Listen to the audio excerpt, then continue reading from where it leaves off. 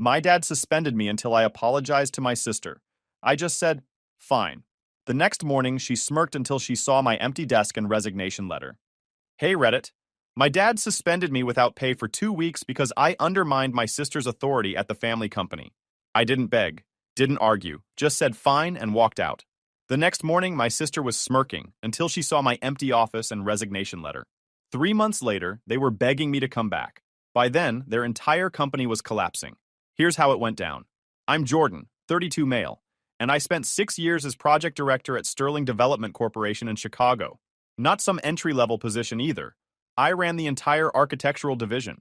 Every major project that made money for the company in the past half-decade, that was my work. The sustainable housing development that won 3 industry awards? Mine. The modular construction system that cut building time by 40%? Also mine. Started at Sterling right after graduation at 26, making $58,000 as a junior architect. First year, I redesigned a failing residential project in Naperville that saved the company $340,000 and got promoted to senior architect. By year 3, I was project director making $94,000 plus bonuses, managing 12 architects and engineers. By year 5, my division generated 68% of the company's revenue, roughly $59 million out of $87 million annually. My office had floor-to-ceiling windows overlooking the Chicago skyline, not because I was born into it, but because I'd earned it through 80-hour weeks and turning impossible deadlines into finished buildings. The walls held my architectural degree from Illinois, my structural engineering certification, and 5 industry awards. One wall featured photos of completed projects: the Riverside Eco Complex, the Morrison Tech Campus that won the 2022 Green Building Award, the Lakeshore Luxury Residences featured in Chicago Magazine. Another wall displayed prototypes of innovations I'd developed: the Echo Frame System, thermal regulation panels, modular foundation system. I'd built something real there, a team that respected the work, a portfolio that proved sustainable luxury wasn't just marketing, a reputation that opened doors. And my dad, Patrick, the CEO and founder, treated all of it like it belonged to him by default. See, Sterling Development is a family business.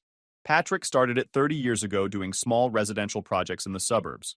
Now we do luxury eco-homes for tech executives and custom commercial buildings for corporations with too much money.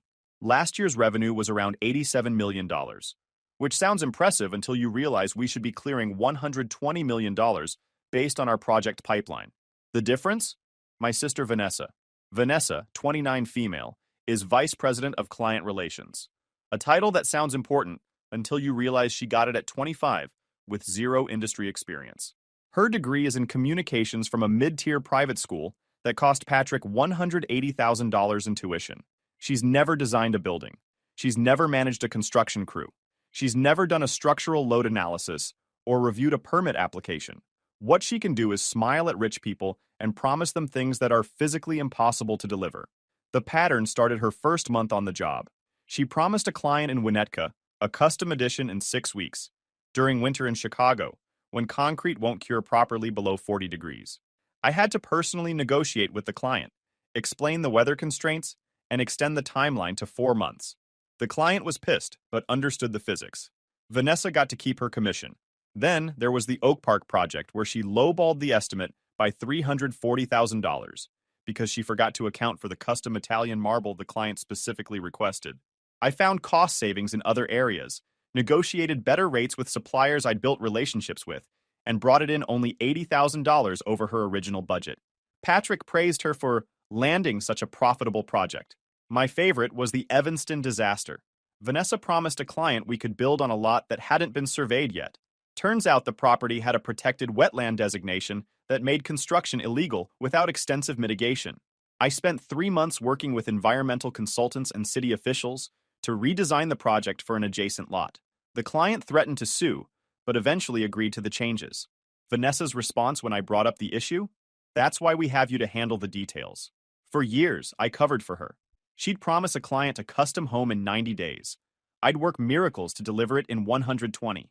She'd lowball a budget estimate by 30%. I'd find ways to cut costs without compromising quality. She'd forget to file permits. I'd smooth things over with the city inspectors I'd built relationships with over 6 years. The unspoken rule was simple. Vanessa brought in the clients with her sales pitches, designer outfits from Nordstrom, and charming personality. I delivered the actual buildings that didn't collapse or violate building codes. Patrick got to play proud father to both his children while the money rolled in. Vanessa's annual commission checks averaged $280,000. My salary was $94,000 plus a $12,000 annual bonus if projects came in under budget, which they always did because I was good at my job. Patrick loved this arrangement. He'd introduce Vanessa at industry events as the face of Sterling Development's future. Me? I was the technical expert who makes it all possible. Not his son who'd built the company's modern reputation. Just the technical expert. Like I was an appliance that came with the building. The unspoken rule was simple. Vanessa got the credit and the commissions. I got a salary and the satisfaction of knowing the buildings wouldn't collapse. I told myself it was fine. I was learning, building a reputation, waiting for the right moment to start my own firm. The usual lies people tell themselves when they're being exploited by family. Then 3 days ago, Vanessa closed a deal that finally pushed me past my breaking point. The client was some tech executive from Silicon Valley who'd made a fortune in cryptocurrency. Guy wanted a $20 million lakefront mansion that would redefine sustainable luxury and get him into Architectural Digest. Fine. We'd done projects like that before. Vanessa took the meeting without me, which should have been my first warning sign. She came back with a signed contract and a smile that screamed trouble. "Close the deal," she announced, walking into the Monday morning executive meeting like she'd just won the lottery. $20 million project, 12% commission. Clients ready to break ground next month. Patrick beamed at her. "Excellent work, sweetheart. This is exactly the kind of high-profile project we need." I was reviewing the quarterly budget projections, only half paying attention. Then Vanessa slid the contract across the conference table. "Jordan, you'll want to look at the timeline. Client's very excited to move in before winter." I picked up the contract and found the completion date, 90 days from permit approval. My stomach dropped. "This is a mistake," I said, keeping my voice calm. "This has to be a typo." Vanessa's smile didn't waver. "No mistake. I promised him move-in ready by October 15th. That's what it took to close the deal." "Vanessa, this is a custom 8,000 square foot home with advanced environmental systems. The foundation alone takes 4 weeks to cure properly. The custom glass panels have a 12-week lead time. The permits will take at least 8 weeks to process." She waved her hand dismissively. "That's why we have you. You always figure it out." I looked at Patrick, waiting for him to see reason. He was watching me with this expectant expression, like I was about to solve a math problem he already knew the answer to. "Dad, this is physically impossible. Even if we cut corners, which we can't because of building codes, we're looking at a 9-month timeline minimum." "I've heard impossible from you before, Jordan," he said. "And yet somehow the buildings always get finished. Because I work miracles within the laws of physics. This isn't a miracle. This is fraud. If we promise 90 days and deliver in 9 months, the client will sue us for breach of contract." Vanessa leaned back in her chair, examining her nails. "Maybe if you spent less time making excuses and more time managing your team, we wouldn't have this problem." That's when I made my decision. Not emotionally. I was way past emotions at this point. Strategically. I pulled out my laptop and opened the project management software. Spent the next 2 hours building a realistic construction timeline with every task, dependency, and resource allocation spelled out. Added buffer time for weather delays and material delivery issues. Ran the critical path analysis 3 times to make sure it was airtight. The result? 267 days from permit approval to certificate of occupancy. Almost 9 months.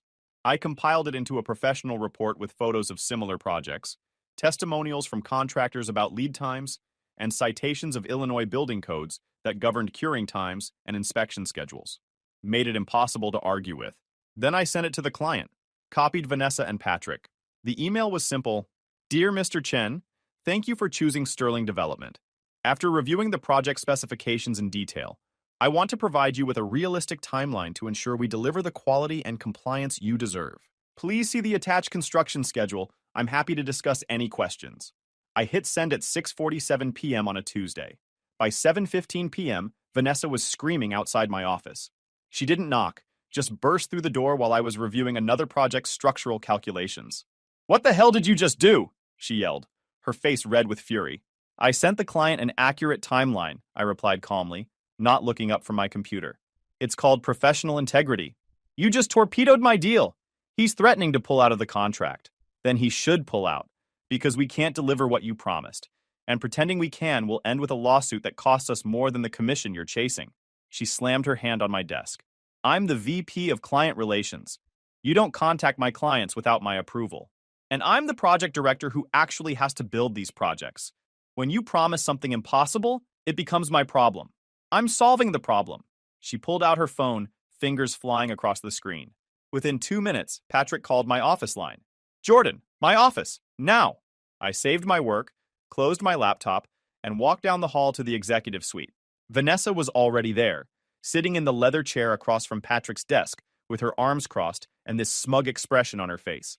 Patrick was behind his desk, hands folded, looking at me like I was a teenager who'd just gotten caught shoplifting.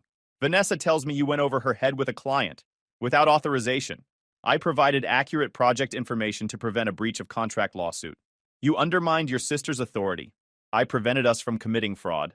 His jaw tightened. We don't use that word in this office. Then what word would you prefer? Misrepresentation? False promises? Negligent misstatement? Vanessa jumped in, her voice dripping with fake concern. Jordan, I know you're stressed.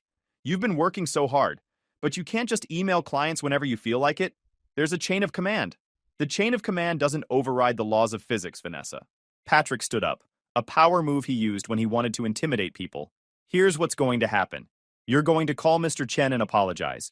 You're going to tell him you were overly cautious and that we can absolutely deliver on the timeline Vanessa promised. I'm not going to lie to a client. Then you're suspended. 2 weeks, without pay.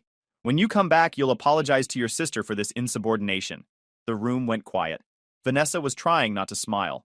I looked at Patrick, really looked at him, and saw something I'd been avoiding for 6 years. He didn't see me as his son. He saw me as a resource, a machine that produced buildings and solved problems. When the machine questioned its programming, the machine got shut down for maintenance. Fine, I said. Not yes, sir, or I understand, or any of the responses he was expecting. Just one word, fine. The way his face changed told me he heard exactly what I meant. This wasn't submission. It was acceptance. I was accepting that we had fundamentally different values, and that trying to change his mind was a waste of my time. I walked out of his office without another word. My office had been my sanctuary for 6 years. Everything in it represented something I'd built or earned. The degree from Illinois I'd paid for myself. The structural engineering certification I'd studied for while working 60-hour weeks. The awards from the Illinois Architecture Foundation. The photos of my team celebrating finished projects. I'd built a career here, a reputation, a standard of excellence that Sterling Development had never achieved before I joined. And now I was going to dismantle all of it. I closed the door, didn't lock it, didn't need to, and pulled out 3 cardboard boxes from the supply closet. Then I systematically started packing. The degrees came down first. Wrapped them in bubble wrap, not with nostalgia but with the efficiency of someone archiving evidence. The awards went next. Then the project photos. The prototypes of structural systems I'd designed. My assistant Amy knocked and poked her head in. She looked terrified. The rumor mill in a corporate office moves faster than email. Jordan, are you okay? I heard you're taking a leave? Amy, go home for the day. You're still getting paid, but I need you out of the office. But I have that presentation to finish for... It doesn't matter anymore. Just go home. She stood there for a moment, confused, then nodded and left. Smart girl. She'd figure it out soon enough. As I packed, I kept coming back to one item. The prototype of the Sterling Signature Echo Frame. This was the crown jewel. The modular, sustainable load-bearing system that cut construction time by 40% and increased energy efficiency by 50%. It had taken me 2 years to design, test, and perfect. Hundreds of hours of calculations, dozens of failed prototypes, meetings with structural engineers and materials scientists. Patrick loved it because it saved him millions in materials and labor. Vanessa loved it because she could market it as revolutionary green technology. Neither of them knew that I'd filed the patents in my own name. That's the thing about working for a family business. You learn early to protect yourself. My first year at Sterling, I watched Patrick take credit for a senior architect named Douglas Chen's innovative foundation design that reduced settling issues in clay soil. Douglas had spent 8 months perfecting it, testing it on 3 different projects, documenting every modification. Patrick presented it at an industry conference as Sterling Development's breakthrough approach to challenging soil conditions. Didn't mention Douglas once. Douglas quit 3 months later and started his own firm. Patrick kept using the design without compensation or attribution. I learned the lesson immediately. Started documenting everything in my second year. Every innovation, every process improvement.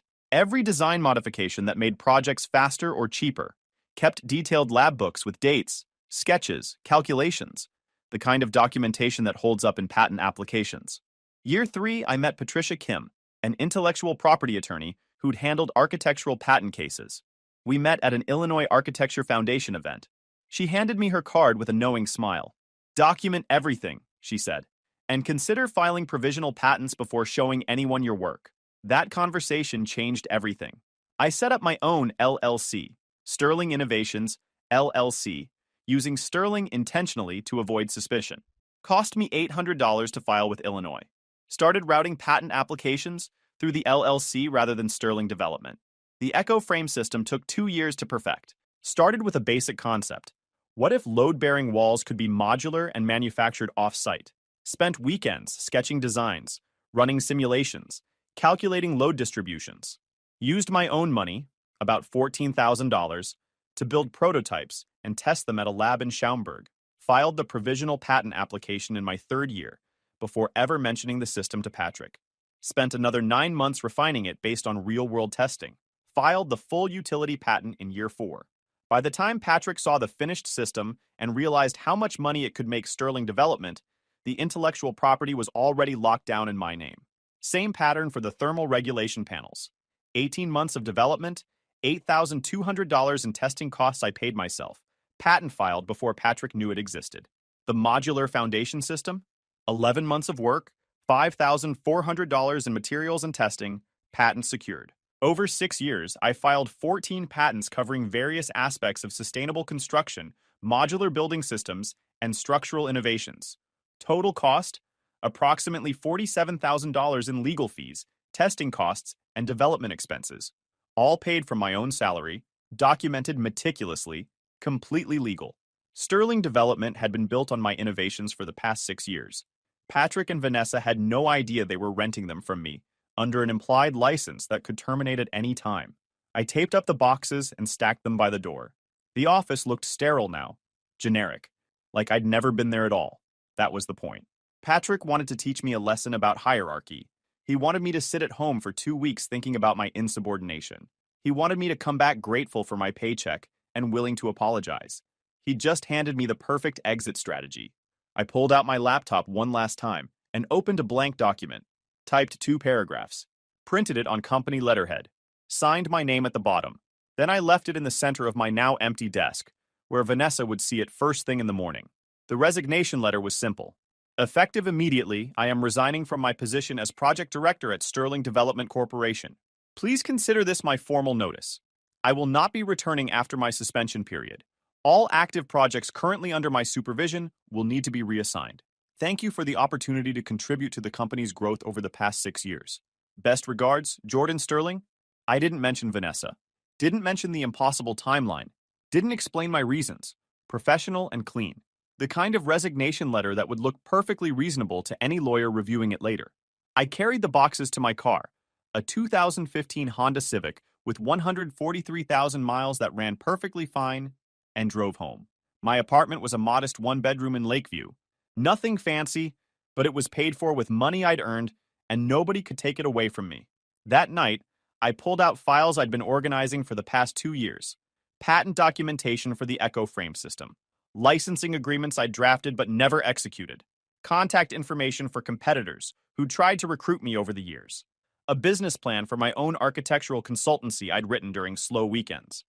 I'd been preparing for this moment longer than I'd realized. Some part of me always knew it would end this way. Around 9 p.m., my phone started ringing. Vanessa. I declined the call. She called back immediately. Declined again. Then Patrick called. Then Vanessa again. I turned off my phone and went to bed. Slept better than I had in months. The next morning, I woke up at 6 a.m. out of habit. Made coffee, went for a run along the lakefront, came back and actually ate breakfast instead of inhaling a protein bar in traffic. My phone was still off. I turned it on around 10 a.m. just to see what had happened. 47 missed calls, 32 text messages, 15 voicemails. The texts were a progression from confusion to panic. Vanessa, where are you? We have the client meeting at 9. Vanessa, this isn't funny. Call me back. Vanessa, Jordan, answer your phone right now. Patrick, we need to discuss your resignation. This is unacceptable.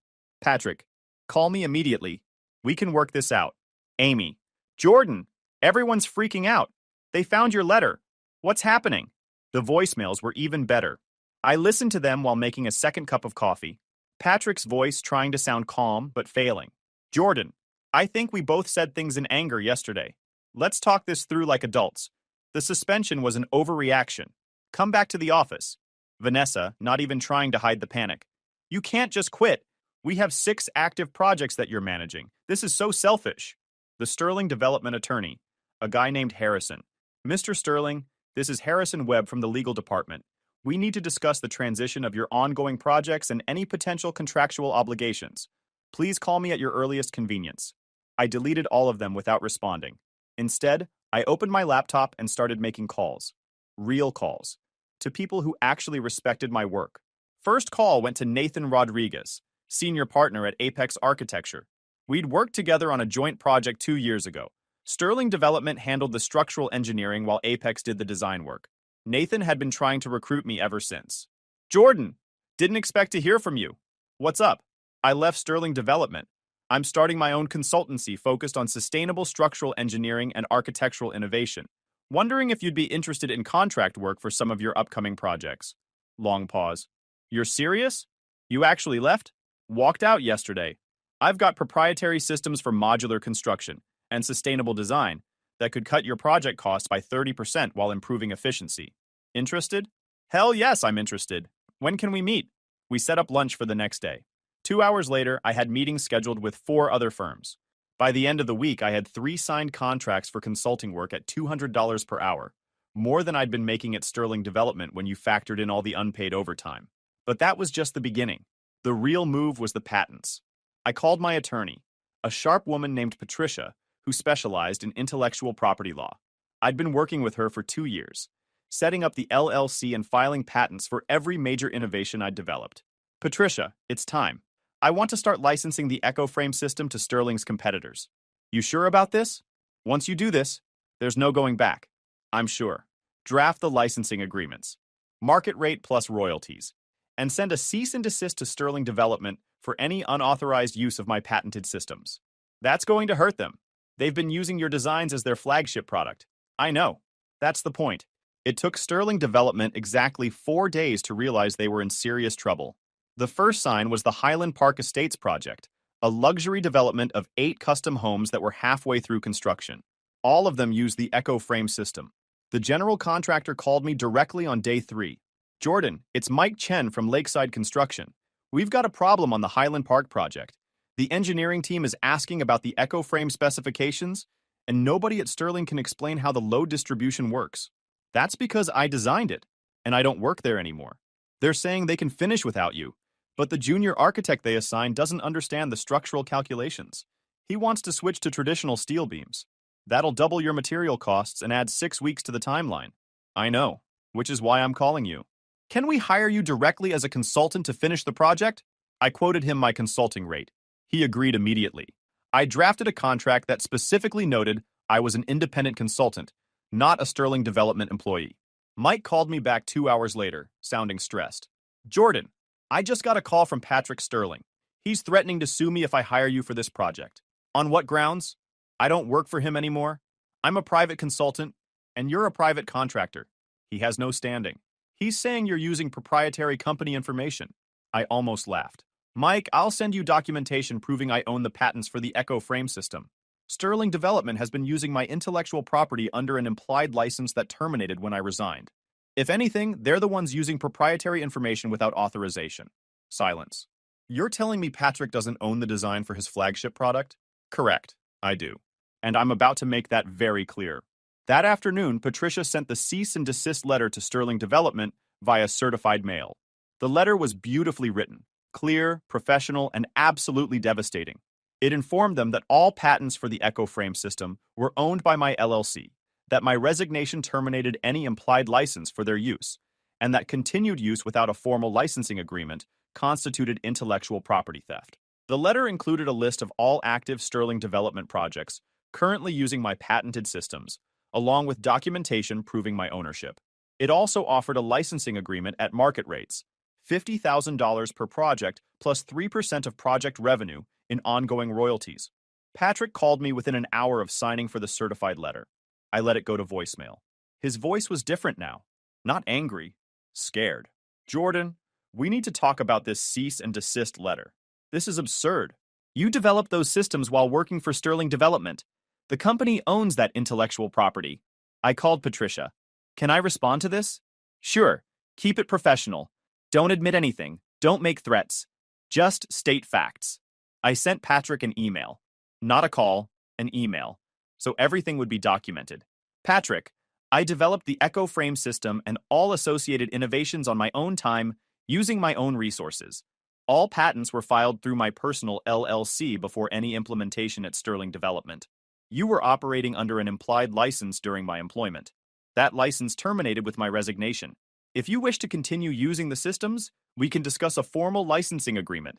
Alternatively, you can redesign your active projects using alternative systems. Best regards, Jordan. His response came back in 4 minutes. All caps.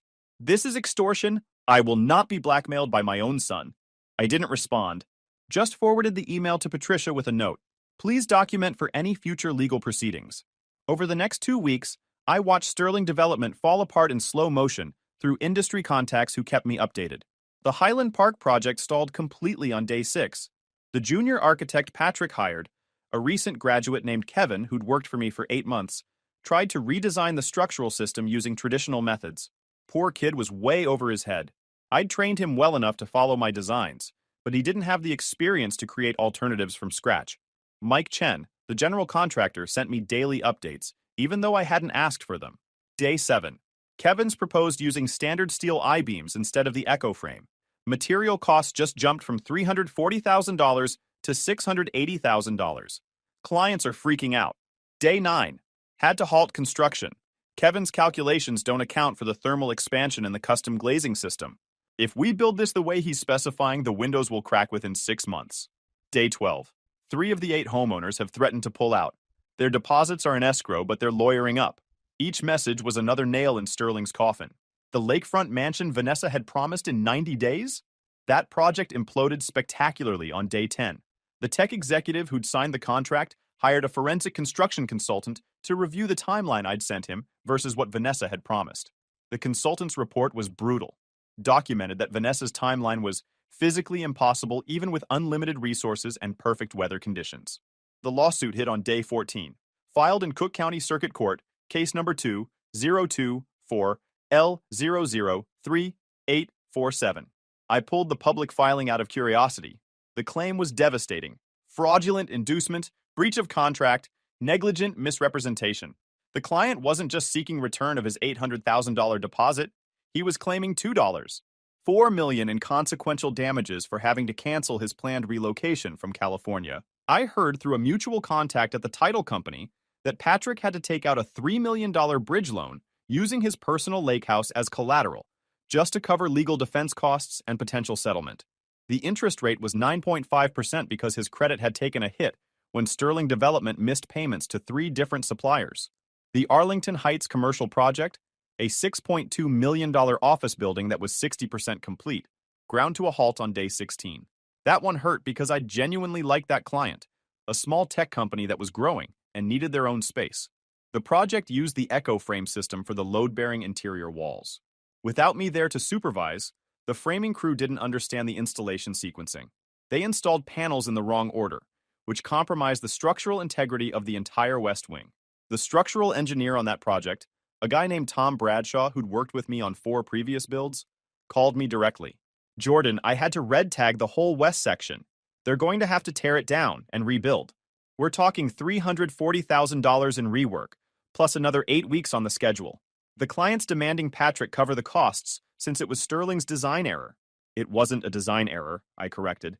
It was an installation error, because Patrick put an untrained architect in charge of a complex structural system. You want to consult on the fix? I can bring you in as an independent expert. Send me the contract. My rate's $200 an hour. Tom hired me that afternoon. I spent 4 days on site supervising the demolition and rebuild of the West Wing, teaching the framing crew the proper installation sequence. Billed Sterling Development's client directly, $9,600 plus expenses, and the client was happy to pay it because I actually knew what I was doing. Meanwhile, 2 other projects went completely dark when clients pulled their deposits after hearing about the lawsuit. One was a $4.8 million custom home in Lake Forest. The other was a $3.2 million renovation project in Lincoln Park. Both clients had paid 15% deposits, totaling $1.2 million, that Patrick had already spent on operating expenses rather than putting in escrow like he was supposed to. Those clients lawyered up immediately. More lawsuits filed, more legal bills, more damage to Sterling's reputation. Vanessa tried calling me 6 times in one day, left voicemails that started with fake apologies and ended with thinly veiled threats. Jordan, I know we've had our differences, but this is bigger than us. The company is in trouble. People's jobs are at stake. You need to come back and help fix this. Then, when I didn't respond, fine, be selfish. But when this company goes under, it's on you. Hope you can live with yourself.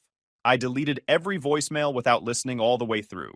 Meanwhile, my consulting business was thriving beyond anything I'd anticipated. The first contract came through Nathan Rodriguez at Apex Architecture on day 3 after I resigned. We met for what was supposed to be a casual lunch at a place in River North. Ended up being a 3-hour business meeting where Nathan laid out 6 projects his firm was struggling with, all of them requiring exactly the kind of sustainable structural solutions I'd been developing for years. Look, I'm going to be straight with you, Nathan said, pushing his plate aside and pulling out a folder full of project specs. We've got a $12 million mixed-use development in Pilsen that's stalled because we can't figure out how to meet the city's new energy efficiency requirements without blowing the budget. Your Echo Frame system would solve it. But Patrick quoted us $280,000 just for the licensing fee, before you even got involved. I looked at the project specs. It was good work. Affordable housing units on the first 3 floors, commercial space on the ground level, rooftop solar installation. Exactly the kind of project that actually served communities instead of just wealthy individuals. I'll consult on the structural design for $200 an hour, and I'll license the Echo Frame system for $35,000 plus 1.5% of the construction cost savings you realize from using it instead of traditional methods. You'll save about $180,000 in materials and 8 weeks on the timeline. Nathan didn't hesitate. Done. When can you start? Signed the contract that afternoon. The project became my proof of concept. Finished it in 6 weeks, came in $220,000 under their original budget projection, and the client was so happy they referred me to 3 other developers. By week 2, I had consulting contracts with 4 different firms. Apex Architecture, $47,000 contract for the Pilsen project Morrison & Associates, $23,000 contract for structural review of a failing office renovation. Greenspace Builders, $31,000 contract for sustainable residential development in Oak Park Urban Core Development, $28,000 for commercial building redesign downtown revenue in just 2 weeks, $129,000, more than I'd made in 6 months at Sterling Development, when you factored in all the unpaid overtime. The word spread fast in Chicago's architectural community. Turns out, a lot of firms had watched Sterling Development's rise with envy, wondering how Patrick was delivering projects so efficiently. Now they knew. It wasn't Patrick or Vanessa, it was the systems I'd developed. And suddenly those systems were available to everyone except Sterling. Week 3, I hired my first employee, Amy, my former assistant from Sterling. She'd quit the day after I left, apparently tired of watching Vanessa treat her like a personal servant. She called me crying, saying Patrick had just yelled at her for 20 minutes because nobody could find the files for the Highland Park project. The files that I'd organized and maintained, and that nobody else knew the system for. Want a job? I asked. Yes, please. When? Tomorrow. Amy became my office manager at $55,000 per year, 15% more than Patrick had been paying her. Worth every penny because she knew my organizational systems and could hit the ground running. Week 4, I hired 2 junior architects who'd worked under me at Sterling. Both had quit voluntarily after seeing the chaos and realizing the ship was sinking. First was Kevin, the same guy Patrick had promoted to replace me, only to realize he was way over his head. Kevin called me on day 18, sounding desperate. Jordan, I'm drowning here. Patrick's demanding I fix problems I don't even understand. Vanessa's blaming me for everything, and I'm working 90-hour weeks trying to learn systems you spent years developing. I'm done. Come work for me. $68,000 to start, 40-hour weeks, and I'll actually train you properly, instead of just throwing you into the deep end. Second was Rebecca Santos, a talented architect who'd been stuck doing basic drafting work at Sterling, because Vanessa kept taking credit for her design ideas. She'd been looking for an exit for months, but stayed because the market was competitive. The Sterling implosion gave her the push she needed. I want to do meaningful work, she told me during her interview. Not just luxury homes for people who have too much money and not enough taste. I want to design buildings that actually serve communities. That's exactly what we're doing here. When can you start? We set up a small office in West Loop, 1,200 square feet, exposed brick, plenty of natural light, nothing fancy. Rent was $3,400 per month, which I could easily cover with just one consulting contract. Bought used furniture from an office supply liquidation sale. Got a good deal on computers and software licenses. Total startup costs, $18,000. Paid it from my savings without touching any client revenue. Month 1 revenue, $187,000 across 9 different client contracts. After expenses and payroll, $94,000 in profit. I just made more in 1 month than I used to make in a year at Sterling, and I was actually enjoying the work for the first time in years. But the real satisfaction came from watching Patrick's empire crumble.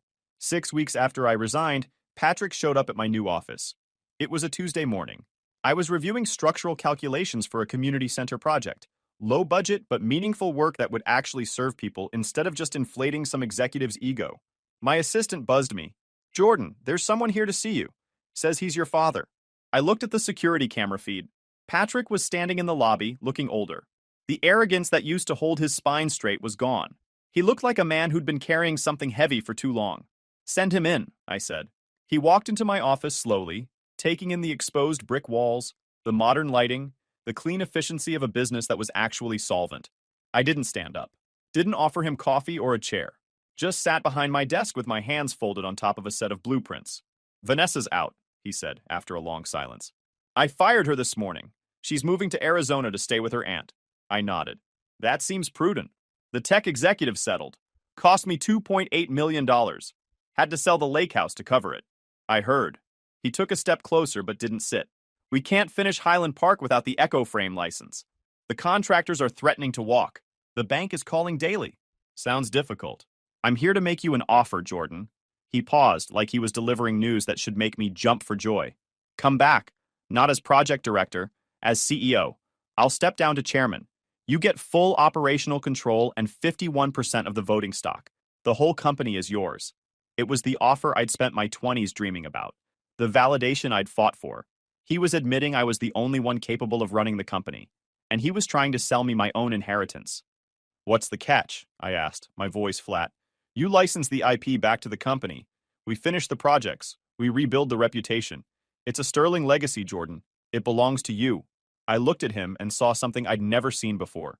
Not a titan of industry, not even a father, just a desperate man standing in the ruins of something he'd destroyed, trying to trade ashes for salvation. "No," I said. He blinked. "Excuse me?" "The answer is no.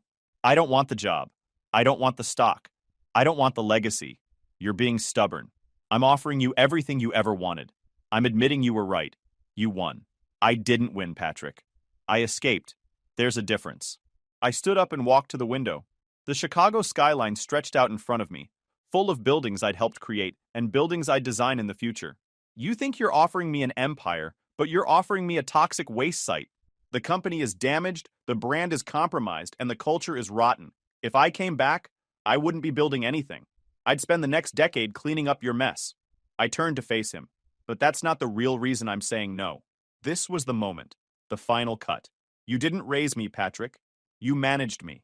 You treated my loyalty like a renewable resource you could exploit for profit. You demanded dedication but offered only conditional employment. I'm your father," he whispered, "and I'm a distinct legal entity. Cutting the bloodline isn't malice. It's self-preservation. It's the only way to save yourself from being consumed by a system that sees you as a resource, not a person." I walked back to my desk and sat down. "If I come back, I accept the premise that my worth is tied to your approval. I accept that I'm a sterling first and a person second. I reject that premise. I'm not saving the sterling name. I'm saving Jordan." He stared at me for a long time. The silence was heavy and final. He realized then that he had no leverage. Couldn't fire me, couldn't disown me, couldn't even guilt me because I'd closed the account. "What will you do?" he asked finally. "With the patents?" "I'll license them to other firms, competitors. Builders who pay their invoices and respect their architects. The Echo frame system will build thousands of homes, Patrick. Just not yours. He nodded slowly. Didn't say goodbye. Just turned and walked out of my office, shoulders slumped, heading into a future he hadn't planned for. I watched him go through the window. Didn't feel sad. Didn't feel triumphant.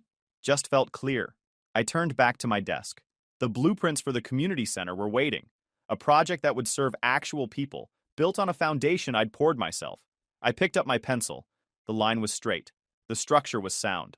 And for the first time in my life, the design was entirely mine. Guys, we are so close to hit 100,000 subscribers on this channel. If you are not subscribed to the channel, please consider subscribing. It really helps hit that 100,000 mark. Thanks for making this dream come true.